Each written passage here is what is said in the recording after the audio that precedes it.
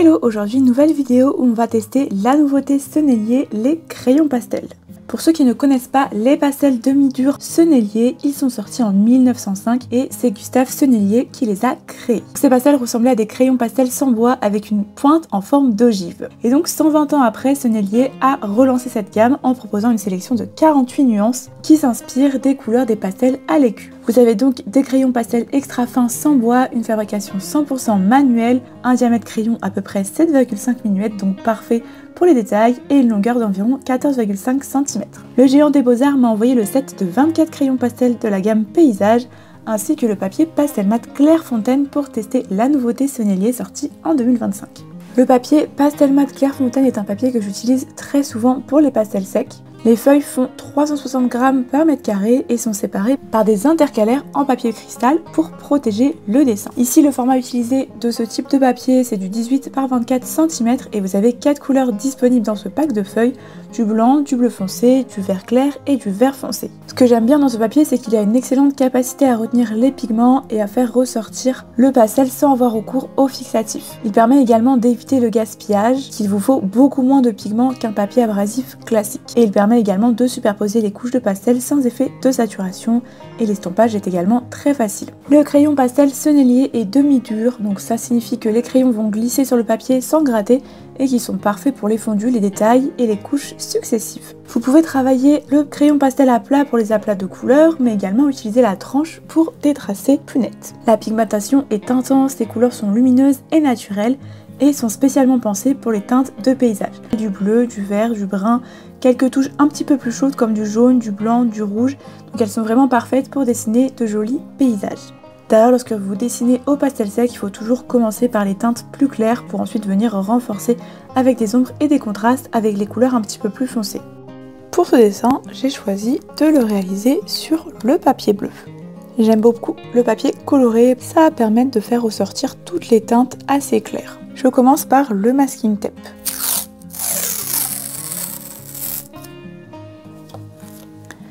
Je commence par mon vert. Le bleu se prête très bien à un paysage sous-marin.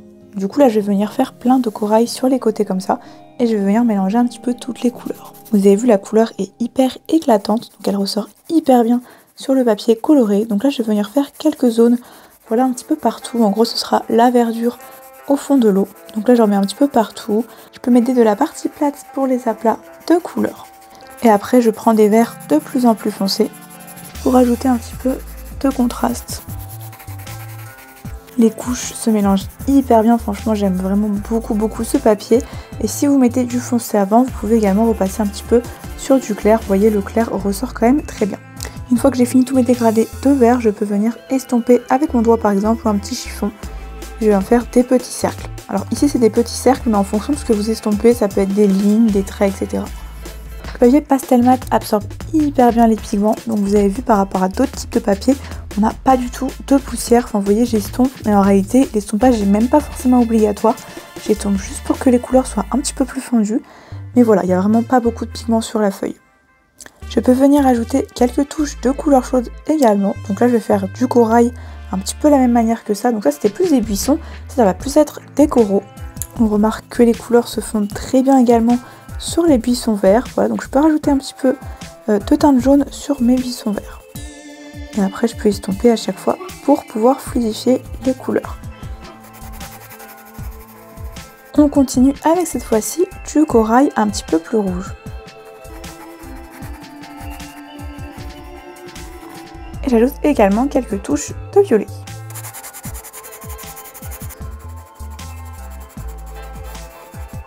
Et avec les trois couleurs bleues, on va donner un petit peu de relief à l'océan. Donc je viens commencer sur les côtés et en gros je vais faire des sortes de profondeur. Donc là grosso modo c'est comme s'il y avait un massif comme ça. Je vais faire la même chose de l'autre côté, comme ça, et qui se rejoignent ici. Et là on fera après le petit chemin. C'est assez costaud en vrai, mais par contre faut pas trop forcer non plus. Je viens de le casser, après c'est pas très grave. De toute façon on peut l'utiliser sur toutes les faces. Et là je viens assombrir un petit peu avec un vert foncé. Alors je crois que c'est du vert foncé. Voilà, black green.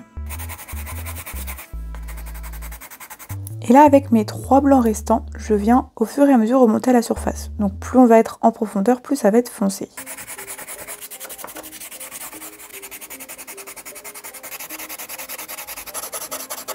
Et je peux également commencer à faire les reflets de la surface. Donc là je le fais avec un bleu un petit peu turquoise et après on viendra ajouter du blanc. Donc là je fais les rayons en gros du soleil qui se reflètent dans la mer. Et là je viens faire quelques petits ronds en surface avec mon bleu très clair. Et ensuite je peux utiliser mon blanc pour faire ressortir les aspects les plus lumineux. Et un petit poisson et je peux utiliser la mine fine. Il me reste à faire le chemin. Donc là je viens utiliser la couleur un petit peu ocre et je vais faire un petit chemin comme ça. Donc là ça va être un mélange de bleu, de jaune, voilà.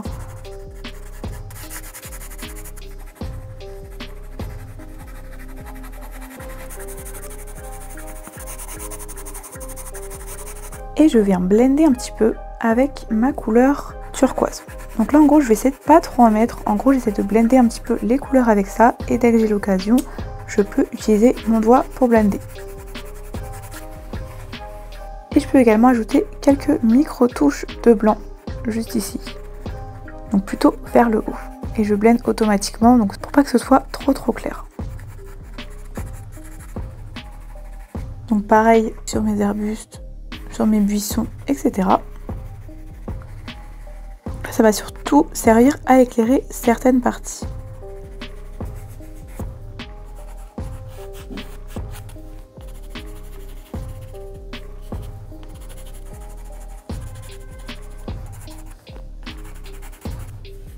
Et en dernière étape, je vais ajouter un petit banc de poisson.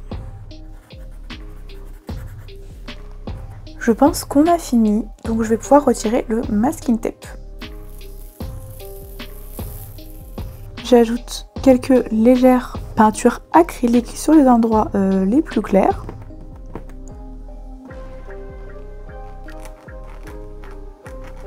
Au final j'en ai cassé 3, je les trouve quand même assez fragiles, pourtant j'ai pas non plus forcé de ouf. Bon c'est pas très grave, mais voilà, faites attention si vous les utilisez comme moi. Et le petit dessin est terminé, franchement je suis très contente du rendu, regardez les couleurs sont incroyables.